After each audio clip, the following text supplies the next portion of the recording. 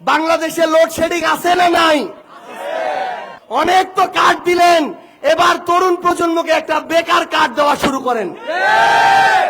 এত বছরের ঐতিহ্যবাহী পশ্চিমবঙ্গে কিভাবে এই ধরনের একজন বিবেকবোধ যে বিসর্জন দিয়ে দিয়েছে, এই ধরনের একজন মুখ্যমন্ত্রী কিভাবে হয়?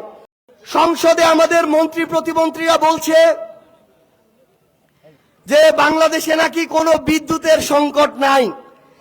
বলে যে যেটা লোডশেডিং হচ্ছে সেটা লোডশেডিং না, বাংলাদেশে কোনো বিদ্যুৎ সংকট নাই। এখন আপনারা আমাদের এই উল্লাপাড়াবাসী, সর্বস্তরের অভ্যুত্থানের ছাত্র জনতা, আপনারা আপনাদের জায়গা থেকে রায় দেন, বাংলাদেশে লোডশেডিং আছে না নাই?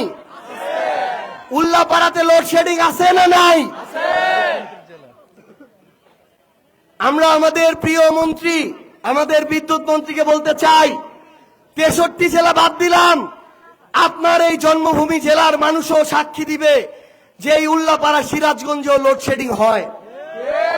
তাহলে আমরা শুধু কথার ফুলঝড়ি দেখতে চাই না, আমরা কথার সাথে কাজের মিল দেখতে চাই, আমরা কাজের বাস্তবায়ন দেখতে চাই।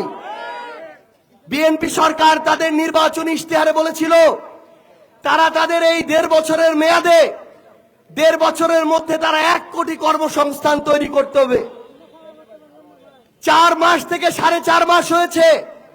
আপনারা বলেন 1 কোটি তো দূরের কথা, আপনাদের উল্লাপাড়ার মানুষের নতুন করে 1000 সরকারি কর্মসংস্থান তৈরি হয়েছে? কর্মসংস্থান তৈরি হয়েছে? হয় নাই। যেই মানুষগুলো অভাবে থাকতো সেই মানুষগুলোর অভাব আরো বৃদ্ধি পাচ্ছে। আমাদের তরুণ প্রজন্মের মুখে নতুন কথা এসেছে, অনেক তো কার্ড দিলেন, এবার তরুণ প্রজন্মকে একটা বেকার কার্ড দেওয়া শুরু করেন। সংগ্রামী উল্লাপাড়াবাসী, আমরা আমাদের বিএনপি সরকারকে বলতে চাই, আপনারা আমাদের অভ্যুত্থানের সহযোদ্ধা ছিলেন, আপনারাও নিপীড়িত নির্যাতিত ছিলেন।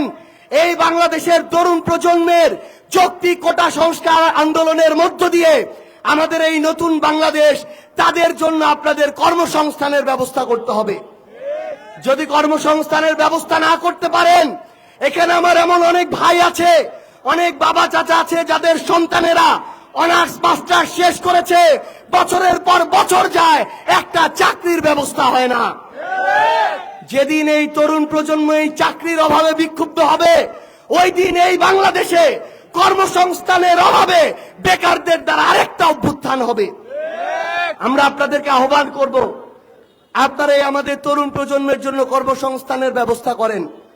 আমরা আরেকটা দাবি নিয়ে আপনাদের কাছে এসেছি, সেই দাবিটি হচ্ছে আমাদের যে সীমান্ত, এই সীমান্তটাকে রক্ষা করতে হবে।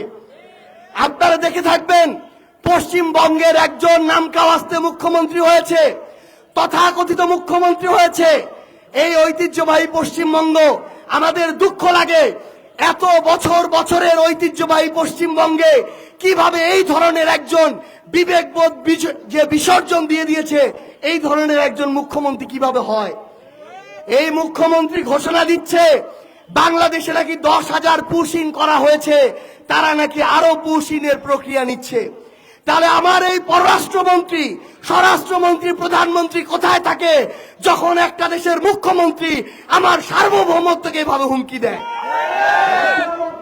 আমরা স্পষ্ট করে একটা কথা বলতে চাই, আমার ওই সীমান্ত দিয়ে একজন পুশিন আমরা দেখতে চাই না, আমার ওই সীমান্তে একটা হত্যা আমরা দেখতে চাই না। সম্মানিত ছাত্র জনতা, একটা বিষয় মনে রাখবেন, আমার এই বাহিনী, আমার এই বিজিবিকে এতদিন ধরে দুর্বল করে রাখা হয়েছিল। আমার সীমান্তে একটার পর একটা হত্যা হয়েছে আওয়ামী লীগের আমলে, বিজিবিকে প্রতিরোধ করতে দেওয়া হয় নাই।